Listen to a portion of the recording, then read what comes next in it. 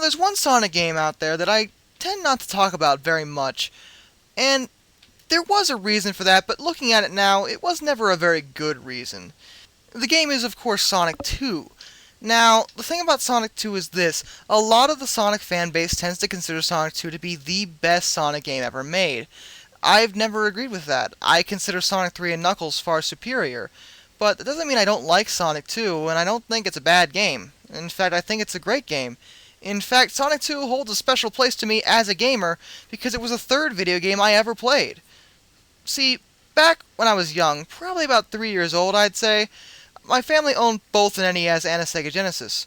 I played 2 games in the NES, and then I moved over to the Genesis to try out Sonic 2. And after that, I never played the NES ever again. I always stuck with Sonic 2. I don't know, but for some reason the game just sucked me in, and honestly, it's the reason why I'm a Sonic fan today. It's the reason why I got into the series. It's the reason why I stuck with the thing for this long.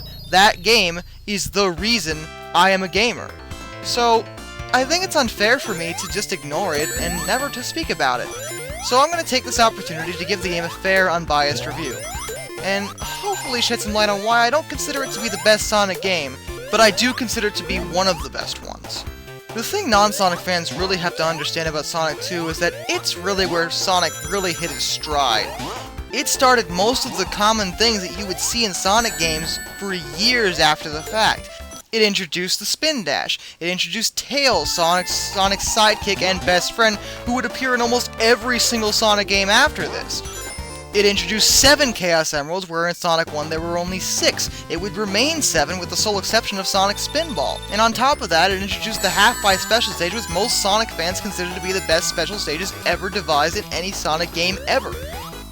The graphics for the time were incredibly impressive. The speed and control you felt when playing the game was almost unrivaled. The level design was damn near perfect. This is the one time in a Sonic game where multi-path levels don't confuse me. The levels had multiple ways to get through them, but you never felt lost. You never felt like you didn't know where to go.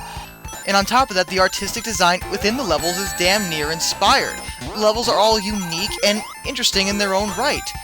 One trademark level within the Sonic franchise, the casino level, was started here with Casino Night Zone. Although I would argue that Spring Yard Zone from Sonic 1 may have inspired Casino Night, and Casino Night thus inspired every single casino level thereafter. But still, it was something new, it was something interesting. No one had ever really seen a level like this before, and it was really fun to play. One of my favorite levels, Sky Chase Zone, is in this game. It was pretty short, but the level really stuck out when compared to the rest of the levels in the game. Most of the levels in this game are high energy and fast paced. Here though, it's quite slow, mellow, and almost peaceful in a way. The music is dreamlike, and quite frankly, it's one of the most memorable levels I've ever seen in a Sonic game. Speaking of music, the music in Sonic 2 is probably some of the best in the series, honestly. Some of the tracks, particularly Chemical Plant Zone's theme, have stood the test of time as some of the best tracks in video game history.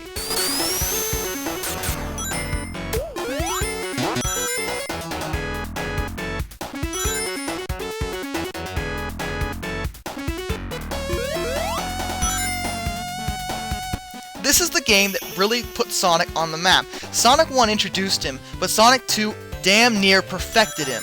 Everything about Sonic 1 was improved in the form of Sonic 2, and because of this, it stands the test of time as one of the best video game sequels I've ever seen in the history of gaming. It took everything about the original and made it all better. The problem is, and yeah, we're gonna get into the negatives here, is that it introduced a lot of problems that Sonic 3 ended up having to remedy. I know it's a really good game, and it's damn near perfect, but it's not perfect. It's got some really nagging issues and things about it that I just flat out don't like. Now, most of this is a bit opinionated, and some might argue I might be nitpicking here, but just hear me out when I say that their game does have its flaws. One criticism I really do have about the game are the special stages, and this is where I'm going to get myself into a lot of trouble, because most people consider Sonic 2 special stages to be the best out of the entire series, but I would argue them to be the worst. And I know what you're saying, how could I possibly say that, but let me try to explain. And please keep in mind, I'm speaking about the original games on the Genesis. I'm not including the special stages from games like, say, Sonic Heroes, for example. So don't think I'm talking about those. I'm comparing the special stages from Sonic 1, 2, 3, and Knuckles. Those are the ones I'm going to refer to here. Any others, well, they're outliers, and honestly, any other special stages were kind of lackluster, let's be realistic. So, let's just focus on these. I consider Sonic 2's the worst for a variety of reasons. Sonic 1's are pretty meh, I must admit, but at least there was some variety with them. Sonic 2's, on the other hand, are basically the same thing every single time with progressive difficulty. Sonic 1's, at least, were all different. And in terms of Sonic 3's, well, again, the ball placement was all different.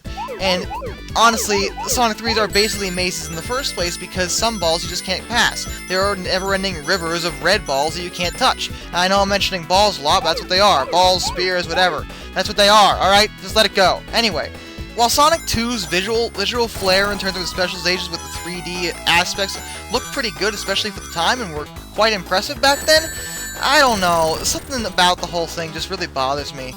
It's just so simple. And some people may like that, and that's fine, but each new stage's only difficulty increase really stems not necessarily from the amount of bombs, nor the ring placement. It stems from one thing. This little bastard. Now, don't get me wrong, I love Tails, he's an awesome character, and I like the fact that he's in a lot of the Sonic games, but good fucking god, he has screwed me up in these special stages more times than I care to count, and this is something that just does not happen in the other game's special stages. Sonic 1, well, he's not even there, and Sonic 3, if you're playing with him, he's always immediately behind you. But here, his movement is slightly delayed, so he follows Sonic in a weird wavy pattern. This means that he'll sometimes pick up rings. That would be fine if he didn't also run into bombs. And God help you if he somehow gets in front of you and the whole thing gets messed up. Because then the only way to get behind him is to literally get hit in the face. Or make him get hit again. It's ridiculous, and I just hate having to deal with it. It's not fun having your own sidekick screw you over because he happened to pick up that one extra ring you needed to pass this segment. That is just the worst feeling in the world, knowing that. And I know what you're saying, you can choose to play without Tails, and I'm aware of that, but the game was clearly meant to be played with him. He was one of the toted things about the game. He was advertised. Sega wanted people to like this character, and they wanted to advertise the fact that you could play multiplayer in single player. Another person could pick up the second controller and play as Tails too. Clearly, that was their intention here, and in fairness, if you do have a second person using the controller, they can control him in the special stage, so he won't completely screw you over as long as the person you're playing with is competent. But in single player, when Tails is following you around, it's annoying, and it's a pain in the ass. And the thing that frustrates me most about it is that it could be easily remedied by just having Tails stay always immediately behind Sonic. If they had programmed it like that, it wouldn't be an issue. But instead, it's programmed with this weird wave pattern, and his movement is always slightly delayed, so he ends up getting hit with bombs and picking up your rings, and then getting hit with bombs, and then losing your rings, and screwing you over. It's not fun to deal with. And honestly, it's because of that I don't like the half-pipes. I don't like this type of special stage. And I know what you're saying. Well, Sonic 3's special stages are really confusing. And honestly, no, they're really not. They're only difficult and confusing until you realize that you can just collect all the orbs around in each circle and then turn all the middle orbs into rings. Once you realize you can do that and play the special stages the way they were meant to be played, they're really not hard, and honestly, they're a lot of fun. Sonic 1's can be kind of boring in a way, but, you know, still, they're dreamlike, almost acid-like, actually, I would argue. But still, they have variety. Here, though, there's no real variety, and the only difficulty really stems from your sidekick screwing you over. That is frustrating. Another problem I have with the game, and this is starting to get nitpicky, but just hear me out. The game's bosses are a little bit on the weird side. The difficulty curve is basically non-existent. This isn't a curve. That's not what this is. It's a ridiculous line chart going up and down and up and down and up and down. Some bosses are a little bit annoying, and other bosses are way too easy. In fact, most of the bosses in the game are way too easy. I'm fairly certain that most of the bosses in the game can be solved by the simple strategy of just jumping on top of them repeatedly. That is a little silly. There weren't that many bosses in the original Sonic that could be defeated like that, and Sonic 3, I can only think of one boss offhand that can be defeated like that, at least that easily. Here, though, almost every boss has the same strategy. Find a way to get on top of them, and then jump. Jump repeatedly. You don't even have to hit jump. Just let Sonic bounce, and they'll die. That's how you win. That's most of the bosses in the game, and even the ones that can't be solved that way are pretty simple. And that would be fine if all the bosses were, kind of easy. I would be okay with that. But the problem is, the end of the game will beat your face in. Repeatedly. Like, the end bosses are so annoying because the game doesn't get you any rings to fight the final boss.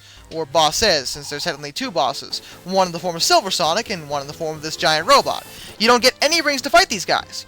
That is some BS, because you had rings the whole time throughout the game to fight the other bosses. And considering these bosses are actually somewhat challenging compared to all the previous bosses, that's a little obnoxious. I mean, I guess I could almost applaud the game for not really pulling any punches, considering I'm fairly certain this is one of the only Sonic games that does that.